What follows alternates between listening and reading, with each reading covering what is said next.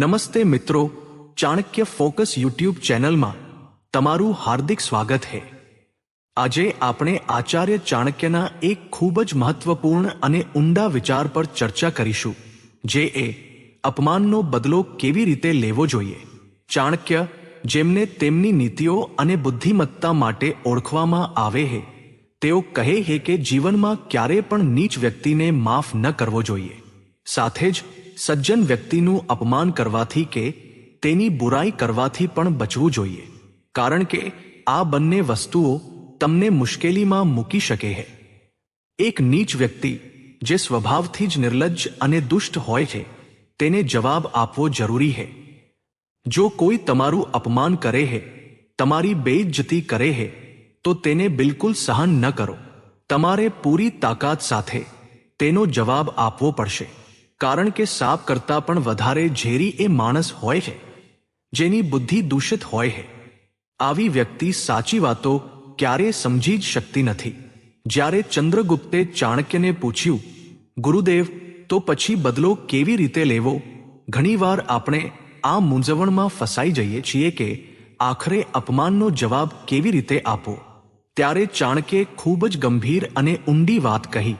તેમણે કહ્યું, જો તારે તમારા શત્રુને ખતમ કરવો હોય તો તેને જડમૂળમાંથી ખતમ કરી દેવો જ શ્રેષ્ઠ રહેશે, કારણ કે તે જ ભવિષ્યમાં તારા માટે મોટું જોખમ બની શકે છે। આ સાંભળીને ચંદ્રગુપ્ત ચોંકી ગયા અને બોલ્યા, આપ આ કેવી વાત કરી રહ્યા છો? ચાણક્યે જવાબ આપ્યો, આ વાત તને કઠોર લાગી શકે છે, તને આશ્ચર્યચકિત કરી શકે છે, પરંતુ આ જ હકીકત છે।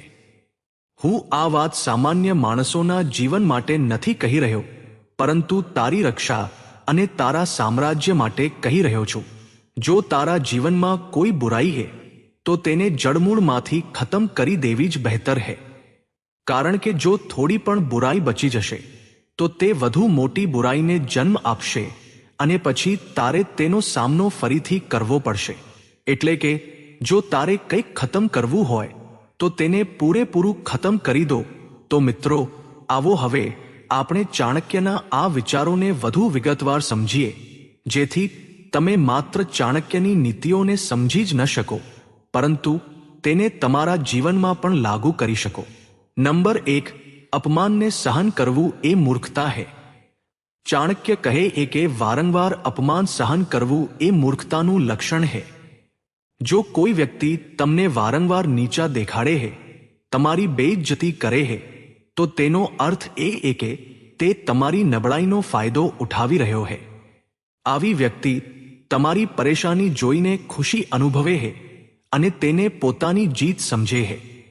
ઉદાહરણ તરીકે, માની લો કે તમે એક સ્કૂલમાં ભણાવો છો। તમારી સાથે કામ કરતા કોઈ સહકર્મી વારંવાર તમારા કામની આલોચના કરે છે, તમારી વાત કાપે છે, અથવા બધાની સામે તમારી મજાક ઉડાવે છે। જો તમે દર વખતે ચૂપ રહો છો, તો તે વ્યક્તિ તમારા પર વધુ હાવી થવાનો પ્રયત્ન કરશે। તે વિચારશે કે તમે તેનો જવાબ આપી શકતા નથી અને તેનાથી તેનો ઉત્સાહ વધશે। ચાણક્ય કહે છે કે આવી સ્થિતિમાં ચૂપ રહેવું એ સમજદારી નથી, પરંતુ નબળાઈ છે। એનો અર્થ એ નથી કે તમારે તરત જ ગુસ્સામાં જવાબ આપવાનો છે, પરંતુ તમારે સમજદારીથી તેનો સામનો કરવાનો છે। જો કોઈ તમારી ઓફિસમાં તમારી મહેનતની મજાક ઉડાવે અને કહે કે તમે તો બસ સમય બગાડી રહ્યા છો, તમારાથી કંઈ નહીં થાય, તો તમે તેનો જવાબ તરત વાણીથી ન આપો। તમારા કામ પર ધ્યાન આપો અને પોતાની મહેનતથી એ પ્રોજેક્ટને એટલો શાનદાર બનાવો કે બોસ પોતે તમારા વખાણ કરે। આ તમારી સાચી જીત હશે અને સામેવાળી વ્યક્તિ આપોઆપ ચૂપ થઈ જશે। નંબર 2, ગુસ્સામાં જવાબ આપવો નુકસાનકારક છે। ચાણક્યની નીતિ બહુ સ્પષ્ટ છે કે જ્યારે કોઈ તમારું અપમાન કરે ત્યારે તેનો જવાબ તેની જ ભાષામાં આપવો યોગ્ય નથી। ગુસ્સો એક સ્વાભાવિક લાગણી છે, પરંતુ ગુસ્સામાં લેવાયેલો નિર્ણય હંમેશા નુકસાન પહોંચાડે છે। ઉદાહરણ તરીકે, માની લો કે કોઈ તમારા પરિવારની સામે તમારી ખામીઓ ગણાવવા લાગે। જો તમે ગુસ્સામાં આવીને રાડારાડ કરવા લાગો કે તેની સાથે એ જ રીતે વર્તો, તો તેનાથી સ્થિતિ વધુ બગડશે અને લોકો તમને જ ખોટા સમજશે. બની શકે કે એ પળે તમને સારું લાગે કે તમે જવાબ આપી દીધો, પરંતુ પછીથી તમને પસ્તાવો થશે. ચાણક્ય સલાહ આપે છે કે આવી સ્થિતિમાં શાંત રહો. શાંત રહેવાનો અર્થ એ નથી કે તમે ડરી ગયા છો, પરંતુ તે તમારા આત્મવિશ્વાસને દર્શાવે છે. જો કોઈ બજારમાં તમારી સાથે બહેસ શરૂ કરે અને તમારી ઇજ્જત પર સવાલ ઉઠાવે, તો તમે શાંતિથી સ્મિત કરીને કહી શકો છો, તમને એવું લાગે છે, કોઈ વાંધો નહીં. આ નાનકડું સ્મિત અને તમારો શાંત સ્વભાવ સામેવાળાને બેચેન કરી દેશે. તે વિચારશે કે તેની વાતોની તમારા પર કોઈ અસર ન થઈ અને આ જ તેની સૌથી મોટી હાર હશે. બીજું એક ઉદાહરણ જુઓ. માની લો કે તમે કોલેજમાં ભણો છો અને કોઈ ક્લાસમેટ તમારા કપડાં કે બોલવાની રીતની મજાક ઉડાવે છે. જો તમે ગુસ્સામાં જવાબ આપશો તો તે વધુ મજાક ઉડાવશે. પરંતુ જો તમે શાંત રહીને કહો છો કે મને મારી સ્ટાઇલ પસંદ છે અને પોતાના કામમાં વ્યસ્ત રહો છો, તો તે ધીમે ધીમે જાતે જ ચૂપ થઈ જશે. આ ચાણક્યનો તરીકો છે, જે આપણને શીખવે છે કે ગુસ્સાથી નહીં પણ બુદ્ધિથી જવાબ આપવો જોઈએ. નંબર 3, અપમાનનો જવાબ સમજદારીથી આપવો. ચાણક્ય કહે છે કે અપમાનનો બદલો ઉતાવળમાં ન લેવો જોઈએ. બદલો લેવાનો મતલબ એ નથી કે તમે પણ એ વ્યક્તિને એ જ રીતે નીચી દેખાડો, પરંતુ તમારે તમારી મહેનત, તમારા કામ અને તમારી સફળતાથી તેને જવાબ આપવો જોઈએ. આ સૌથી અસરકારક અને સન્માનજનક રીત છે. ઉદાહરણ તરીકે, જો કોઈ તમારા સપનાની મજાક ઉડાવે અને કહે કે તમે તો બસ સપના જ જુઓ છો, તમારાથી કંઈ નહીં થાય, તો તમે તેની વાતોને દિલ પર ન લો. તેના બદલે તમારા લક્ષ્ય પર ધ્યાન કેન્દ્રિત કરો. માની લો કે તમે એક લેખક બનવા માંગો છો અને કોઈ કહે છે કે તમારા લખાણમાં દમ નથી. તમે રાત દિવસ મહેનત કરો, તમારા લેખનને વધુ ધારદાર બનાવો, અને એક દિવસ જ્યારે તમારું પુસ્તક બેસ્ટ સેલર બની જાય, ત્યારે એ વ્યક્તિ પોતાની મેળે જ નતમસ્તક થઈ જશે.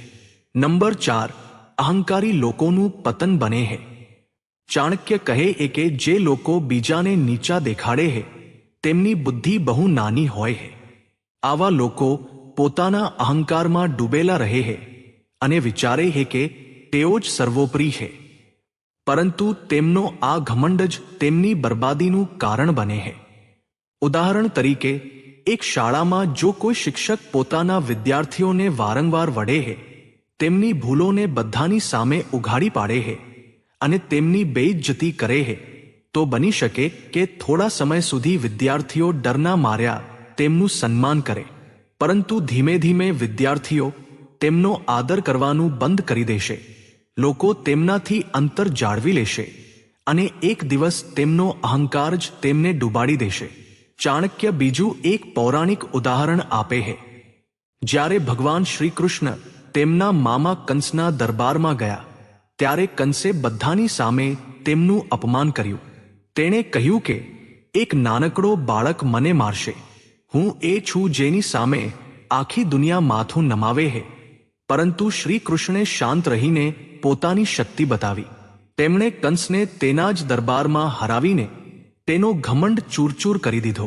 આ ઉદાહરણ આપણને શીખવે છે કે અહંકારી લોકો ભલે ગમે તેટલા શક્તિશાળી દેખાતા હોય, પણ અંતે તેમનું પતન નિશ્ચિત છે. નંબર 5, અપમાન સહન કરવાની સીમા. ચાણક્ય કહે છે કે દર વખતે અપમાન સહન કરવું યોગ્ય નથી. જો કોઈ પહેલીવાર તમારું અપમાન કરે, તો તેને નજરઅંદાજ કરવું એ સમજદારી છે. બીજી વાર પણ જો તમે સહન કરી લો, તો તે તમારી મહાનતા દર્શાવે છે. પરંતુ ત્રીજી વાર પણ અપમાન સહન કરવું એ તમારી નબળાઈ અને મૂર્ખતા ગણાશે. ઉદાહરણ તરીકે, જો કોઈ તમારા મિત્રોની સામે એકવાર તમારી મજાક ઉડાવે, તો તમે તેને જતું કરી શકો છો.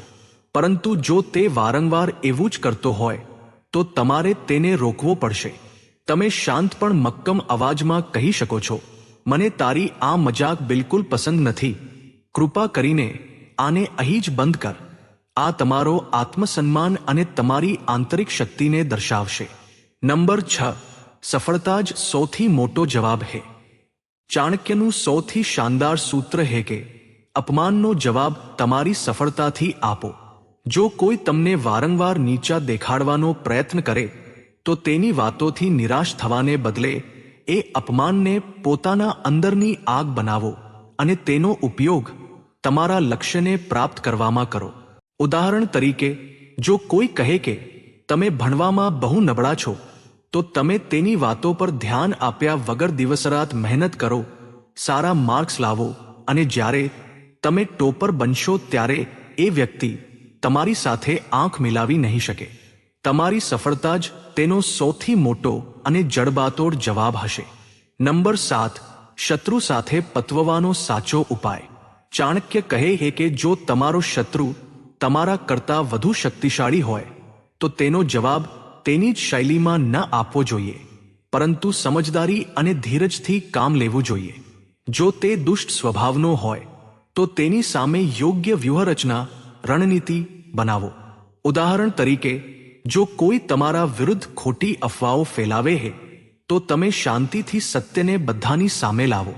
જો શત્રુ તમારી બરાબરીનો હોય તો તેને નમ્રતા અને તમારી ક્ષમતાથી માત આપો। જેમ કે, જો કોઈ તમારી સાથે બિઝનેસ કે સ્પર્ધામાં જીતવાનો પ્રયત્ન કરે તો તમે વધુ મહેનત કરીને તેના કરતાં શ્રેષ્ઠ પ્રદર્શન કરો। ચાણક્યની આ વાત આપણને ચંદ્રગુપ્તના ઉદાહરણથી સમજાય છે। જ્યારે ચંદ્રગુપ્તે પૂછ્યું કે શત્રુને કેવી રીતે ખતમ કરવો, ત્યારે ચાણક્યે કહ્યું હતું કે શત્રુને એવી રીતે પરાસ્ત કરો કે તે ફરી ક્યારેય ઊભો ન થઈ શકે। એનો અર્થ હિંસા કરવાનો નથી, પરંતુ એવો છે કે તમે તમારી રણનીતિથી શત્રુને એવો જવાબ આપો કે તે ફરી ક્યારેય તમારી સામે માથું ઊંચકવાની હિંમત ન કરે। જો કોઈ તમારા બિઝનેસને નુકસાન પહોંચાડવાનો પ્રયત્ન કરે તો તમે તમારી પ્રોડક્ટને એટલી શાનદાર બનાવો કે સામેવાળાનો બિઝનેસ આપોઆપ ઓછો થઈ જાય। નંબર 8, અપમાનની પીડા અને તેમાંથી બહાર આવવું। ચાણક્ય કહે છે કે અપમાનની પીડા મૃત્યુ સમાન હોય છે। જ્યારે કોઈ તમને બધાની સામે નીચા દેખાડે છે ત્યારે એ દુઃખ ખૂબ ઊંડું હોય છે। ઘણીવાર લોકો તમારા ભૂતકાળના અપમાનને વારંવાર યાદ અપાવે છે જેથી તમે નબળાઈ અનુભવો, પરંતુ એક સમજદાર વ્યક્તિ આવી સ્થિતિમાં ગુસ્સે થવાને બદલે શાંત રહે છે અને પોતાના વર્તમાન કામ પર ધ્યાન આપે છે। ઉદાહરણ તરીકે, જો કોઈ તમારી જૂની નિષ્ફળતાઓને વારંવાર ઉછાળે તો તમે તેને તમારી નવી સિદ્ધિઓથી જવાબ આપો। આ એ સાબિત કરશે કે તમે તમારા ભૂતકાળમાંથી શીખીને ઘણા આગળ વધી ગયા છો। નંબર 9, નીચ વ્યક્તિથી અંતર જાળવો। ચાણક્ય કહે છે કે જે લોકો માત્ર બીજાનું અપમાન કરવાનું જ કામ કરે છે તેમનાથી હંમેશા અંતર જાળવી રાખવું જ હિતાવહ છે। આવા લોકો પોતાની નાની સોચ અને દૂષિત બુદ્ધિના કારણે ક્યારેય સાચી સફળતા મેળવી શકતા નથી। ઉદાહરણ તરીકે, જો કોઈ તમારા વિસ્તારમાં કે આસપાસના લોકોમાં હંમેશા બધાની બુરાઈ કરતું હોય કે નકારાત્મકતા ફેલાવતું હોય તો તેનાથી દૂર રહો। તેની સંગત તમને પણ નુકસાન પહોંચાડી શકે છે। ચાણક્ય કહે છે કે જેમ એક સડેલું ફળ આખી ટોપલી બગાડે છે તેમ જ નીચ વ્યક્તિની સોચ સમાજમાં નકારાત્મકતા ફેલાવે છે। તો મિત્રો, ચાણક્યની નીતિઓ આપણને શીખવે છે કે અપમાનનો જવાબ ક્યારેય ગુસ્સા કે ઝઘડાથી નહીં, પરંતુ સમજદારી, ધીરજ અને સખત મહેનતથી આપવો જોઈએ। જો કોઈ તમને નીચા દેખાડે તો તેને તમારી સફળતાથી જવાબ આપો। જેમ એક હીરો ઘસાયા પછી જ વધુ ચમકે છે તેમ તમે પણ તમારી મહેનતથી ચમકો। અપમાન કરનારાઓનું મોઢું તમારી ઉપલબ્ધિઓ જ બંધ કરશે।